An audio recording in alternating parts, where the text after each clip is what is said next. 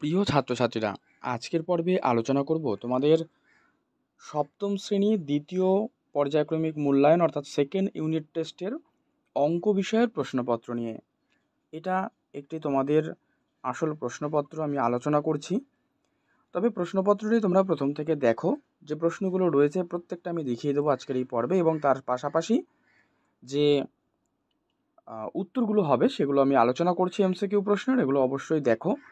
তোমাদের কিন্তু 50 নম্বরের পরীক্ষা হয়, এটা তো তোমরা প্রত্যেকেই জানো, নতুন করে বলার কোনো প্রয়োজন নেই। তো 1 ঘন্টা 40 মিনিট সময়, আর দেখে নাও উত্তরগুলো দেখো, এক দাগ।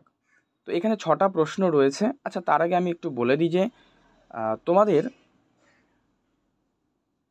এই যে প্রশ্নগুলো রয়েছে উত্তরগুলো তোমরা নিজেরা একবার প্র্যাকটিস করো, তারপর প্রয়োজনীয় উত্তরগুলো তোমরা দেখে নিও, অথবা উত্তরগুলো তোমরা দেখে করতে পারো বা নিজেরা প্র্যাকটিস করতে পারো, যেটা খুশি তোমাদের। আর পর্বটা অবশ্যই তোমার বন্ধুদের মধ্যে শেয়ার করে দাও, তাহলে তারাও উপকৃত হবে। আর চ্যানেলে নতুন হয়ে থাকলে অবশ্যই কিন্তু তোমরা চ্যানেলটিকে সাবস্ক্রাইব করে পাশের বেল বাটনটি অল করে রাখবে। তোমাদের কোনো প্রশ্ন সমাধান প্রয়োজন হলে অবশ্যই কমেন্ট করবে। তো যাই হোক, বলছে রুট 1.21 এর মান কত হবে। তো প্রথমে মনে করো পয়েন্টটা নেই, অর্থাৎ দশমিকটি নেই, তাহলে 121-এর রুট করলে কত হবে? 11। তো 2 ঘর আগে দশমিক আছে, 2 1-এর, তাই না? তাহলে সি 0.11। 2 দাগ বলছে 0.0625 এর 2 দশমিক স্থান পর্যন্ত আসমান, 2 দশমিক বলেছে, তাহলে অপশান এ। 3 দাগ a প্লাস বি তার হোল স্কোয়ার মাইনাস a মাইনাস বি তার হোল স্কোয়ার, এর মান জানতে চাইছে। 3 দাগ এর মান হবে 4ab। নেক্সট 4 দাগ রয়েছে, 4 দাগ হবে হচ্ছে 4 দাগে করো, এখানে আমি আরেকবার দাগ দিয়ে দিই তোমাদের এখানে, যে a মাইনাস 3 তার হোল স্কোয়ার সমান a square plus k plus 9 হলে কে এর মান, কে এর মান হচ্ছে কত হবে? এই তো সিম্পল, সি -6 হবে। প্রদত্ত ভগ্নাংশগুলির মধ্যে পূর্ণবর্গ সংখ্যা, আচ্ছা দেখো 5-এর হবে না, 8 হবে না, 15 হবে না, 36, এই তো 6 ছক 36 আর 11 11 121, তাহলে পূর্ণবর্গ ভগ্নাংশ কোনটা? 36/121, এটা হবে। আমি বাসে 12 কিমি রাস্তা 40 মিনিটে গেলাম, তাহলে বাসের গতিবেগ কত? বাসের গতিবেগ কি করবে? এটা করো হচ্ছে, এটা করবে তোমরা 12 × 60/40, আচ্ছা 18 কিলোমিটার। 7 দেখে প্রদত্ত কোনটি ত্রিভুজের সর্বসমতার সূত্র নয়? সর্বসমতা কোনগুলো আগে দেখো, এস এস এস, ঠিক আছে, বাহু বাহু বাহু এইভাবে, হ্যাঁ বাহু কোণ বাহু এইভাবে, তো S S A S A এগুলো সবই কিন্তু সর্বসমতার সূত্র। কিন্তু দেখো এখানে প্রশ্ন বলেছে কি, এখানে প্রশ্ন বলেছে যে সর্বসমতার শর্ত নয়, তাহলে উত্তর হবে অপশান বি, এটা ঠিক আছে।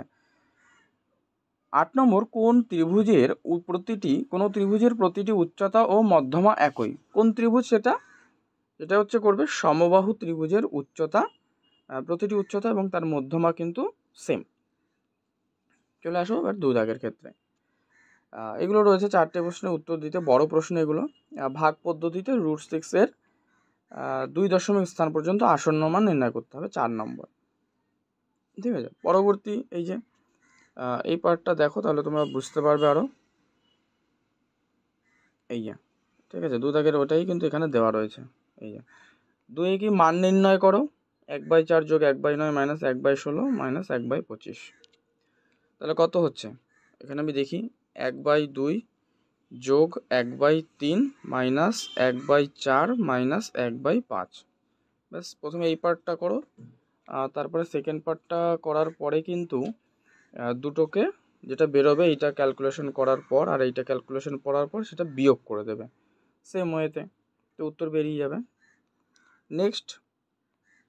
নেক্সট রয়েছে 3 নম্বরে, 70 মিটার লম্বা একটা ট্রেন ঘন্টায় যদি 75 কিমি বেগে যায়, ওই ট্রেনটা কত সময় 210 মিটার লম্বা প্ল্যাটফর্ম অতিক্রম করবে? আচ্ছা 4 দাগ, এগুলো দেখো, এগুলোর আমি আলোচনা করছি না, ঠিক আছে, এগুলো তো তোমরা আগে করেছো। তো কোন কোন প্রশ্নগুলো সেগুলো তোমাদের প্রয়োজন, তো আমি প্রশ্নটাই দেখিয়ে দিই। 5 নম্বর এটা রয়েছে 6। আচ্ছা এরপরে দেখো যে কোনো 4টে প্রশ্নের উত্তর জানতে চাইছে, 12 নম্বর, এগুলো 3 মার্কস করে রয়েছে। যে সূত্রের সাহায্যে 99 এর বর্গ, ঠিক আছে, সূত্রের সাহায্যে গুণ করো, এইভাবে তো এইগুলো কিন্তু রয়েছে তোমাদের বীজগাণিতিক অঙ্কগুলো, সূত্রের সাহায্যে সরল এই পার্টগুলো। তারপরে দেখো রয়েছে কি 4 দাগে নিচের প্রশ্নে যথাযথ উত্তর দাও যে কোনো দুটো।